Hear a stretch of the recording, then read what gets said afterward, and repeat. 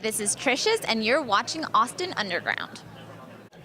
My name is Chris Peck, and you're watching Austin Underground. I'm here with TRISHES, and let's get started here. So, you're just starting to really release music, but I want to kind of go a little before you release some of your first singles. So you went to the Berklee College of Music. Can you talk a little about that experience there and how that influenced the music you're creating today? I did. Berklee was really wonderful. I think I started developing my songwriting style there.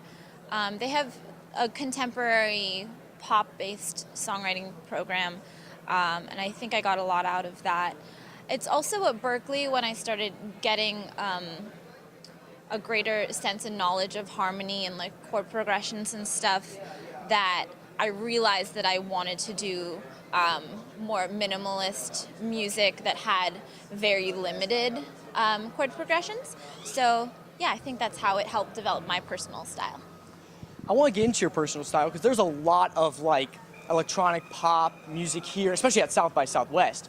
So how through the music you're creating and also your performance style going to kind of break away from the crowd, so to speak?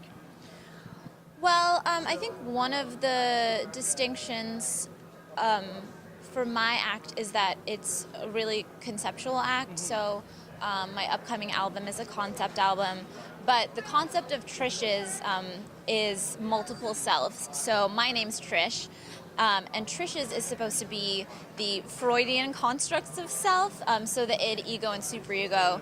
The id is like the primal self, the ego is your conscious self, and the superego is your higher spiritual self. So I do vocal looping to kind of represent those different selves, and also I use vocal effects to give each of those selves a different personality and a different voice. Mm-hmm. Did you always want to be more conceptual, more intellectual with the music you're producing? I don't think I did at first, but when I became aware of the fact that the music I was writing clearly centered around one subject, I feel like my path as a human and as an artist became a lot clearer, faster. I do think every artist has something particular to bring to the table, and that was when I kind of understood like what my purpose was as an artist. So I want to get to your first single, Day Jobs, and also the music video that was released with it. Can you talk a little about that song, the meaning behind it, and also the recording process and some of the things that went into the creating that song? Yeah, Day Jobs was produced by a friend of mine named Firstborn. He's an amazing producer. I'd written that song a few years ago when I was a nanny, and a lot of my friends were struggling, doing like 2 or 3 day jobs and then still pursuing music, and it's just very difficult.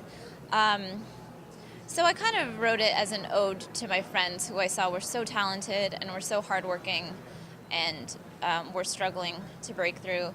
So we recorded that song a little less than a year ago with Firstborn, and it was a really cool experience working with him. He's worked with really big, amazing artists. Yeah. All right. And you kind of said that one of the concepts behind the song is about like, you know, almost an ode to your friends in a way. Is that going to be like a theme that's going to be expressed throughout the rest of the album? I think Day Jobs is kind of a standalone, whereas the album focuses a lot on internal conflict. So I feel like a lot of music is about external conflict, and I wanted to speak more about internal conflict between your conscious self and then what your sort of primal self wants. I think in your early 20s is where you're really developing your own ideology, your own sense of morality, and that's more of what I tackle in the album. All right, and then when can we be expecting this album to come out? Like, how is this progressing, and what can we be expecting from your show tonight? Not sure about the album release yet, but we will have some more singles and some more videos coming out. And the show, I actually don't have a show tonight, I mean, my bad, yes. but I have some in the next few days. So it's a looping act. I have a keyboard and a vocal effects processor and a loop station, and I run everything through the loop station. So I do some beatboxing, I do some vocal looping, some keyboard looping, and then I'm sort of this character. And this character, I call it Four Eyes because you'll see in like my artwork. But there's like two sets of eyes to represent those two sets of selves. I wear some war paint, some tribal paint on my face, and that's just to kind of separate from myself as a person and become more of this character. Did the concept of the character kind of originate with the music, or when did that kind of come about in the development process? That came about when I decided that to make the TRISHES project and to make it about expressing all of myself. I feel that I wrote a lot of music that expressed one part of myself, and there were these other parts that were just kind of aching to be expressed.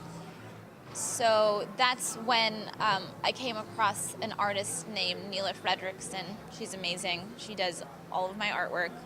And she drew this portrait of me that had two sets of eyes. And I was like, this is the perfect representation of this internal struggle. And this character is all three people at once. Yeah. All right. And well, that's all we got for you today. Thank you so much for talking to us. And if you want, check out her on Spotify and all her different social medias to keep up with TRISHES and keep up with everything South by Southwest. Make sure to follow Austin Underground on all the various social medias. And thank you again so much. I'm Chris Peck with Austin Underground, and we'll see you next time.